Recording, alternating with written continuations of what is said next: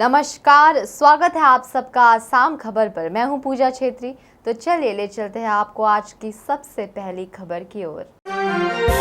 Guwahati high court ने उड़ीसा के व्यक्ति को बेचे जाने वाले 2 हाथियों को बचाया। गुवाहाटी हाईकोर्ट 2 हाथियों लकी प्रसाद और हरि प्रसाद के बचाव में उतर आया है, जिन्हें पिछले अप्रैल में अरुणाचल प्रदेश से उड़ीसा के माध्यम से असम में अवैध रूप से बेचने की कोशिश की जा रही थी, पर ले जाने के दौरान दोनों हाथियों को जब्त किया गया। न्यायमूर्ति रूमी कुमारी फुकन ने अपने आदेश में कहा है कि तिनसुकिया में भी इस मामले के पहले के आदेश को खारिज कर दिया था। बता दें कि अरुणाचल में रहने वाले आरोपी को हाथियों की हिरासत दी थी, जिसने अवैध रूप से हाथियों को बेचने की कोशिश की।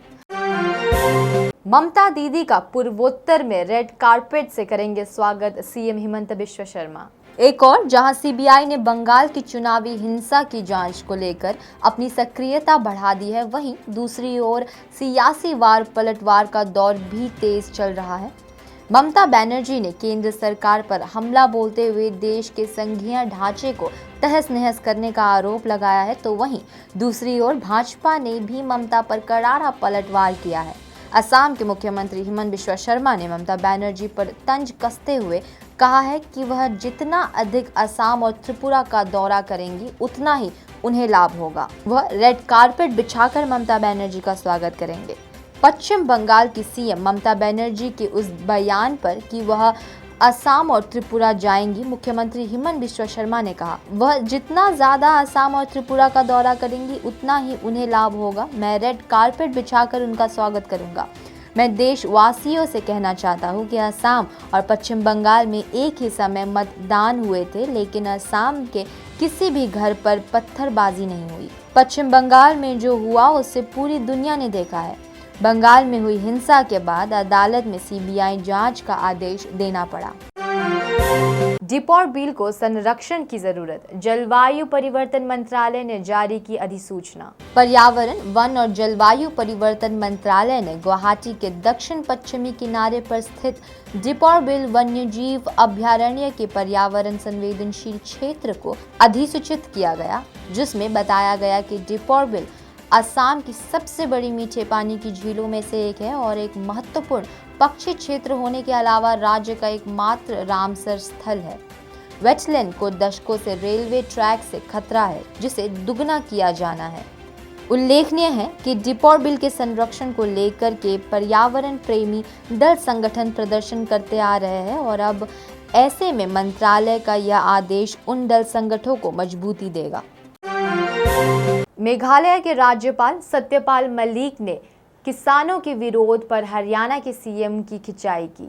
कृषि कानूनों को लेकर केंद्र के खिलाफ हरियाणा में किसानों द्वारा किए गए प्रदर्शन के बीच मेघालय के राज्यपाल सत्यपाल मलिक ने एक बार फिर किसानों का समर्थन किया है और भाजपा की आलोचना करते हुए हरियाणा के मुख्यमंत्री एमएल खट्टर से कल करनाल में क्रूर लाठीचार्ज के लिए माफी मांगने की मांग की है, जिसमें 10 लोगों के घायल होने की सूचना है। मिजोरम में अफ्रीकन स्वाइन फ्लू का कहर जारी। राज्य के पशुपालन और पशु चिकित्सा विज्ञान विभाग के अनुसार मिजोरम के पशुधन क्षेत्र में अफ्रीकी स्वाइन फीवर का कहर जारी है, जो कुल 11 जिलों में से 10 को प्रभावित कर चुका है और 3 महीनों में 9000 से अधिक सूअरों की मौत भी हो चुकी है।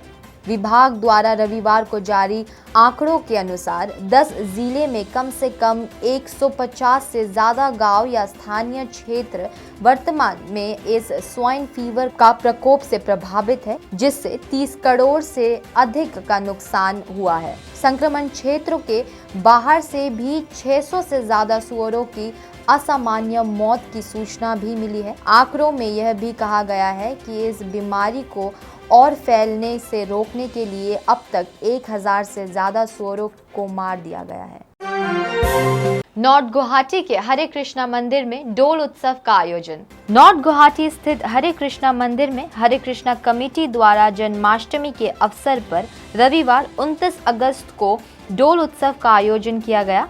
इस समारोह में प्रमुख संस्थानों के छात्रों और विभिन्न क्षेत्रों के भक्तों ने हिस्सा लिया।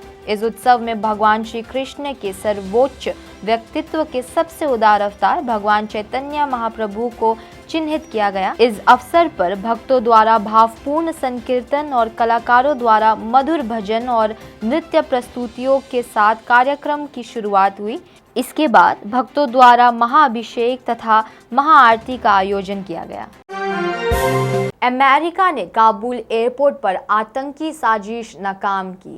दागे गए 5 रॉकेट्स रोके, कहा अभियान जारी रहेगा। काबुल एयरपोर्ट की तरफ सोमवार सुबह 5 रॉकेट्स दागे गए, जिन्हें अमेरिकी डिफेंस सिस्टम ने नष्ट कर दिया।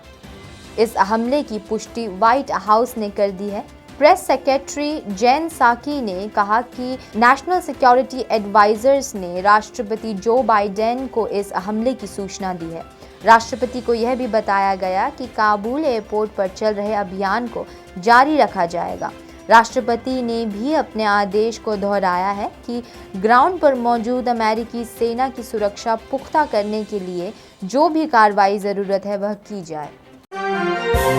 अभी के लिए बस इतना ही। हम फिर मिलेंगे कई और ताज़ा खबरों के साथ। तब तक के लिए देखते रहिए आसाम खबर। शुक्रिया। ऐसे ही ताज़ा खबरों के लिए हमारे चैनल को लाइक, शेयर और सब्सक्राइब करें। ट्विटर, इंस्टाग्राम और फेसबुक में फॉलो करें।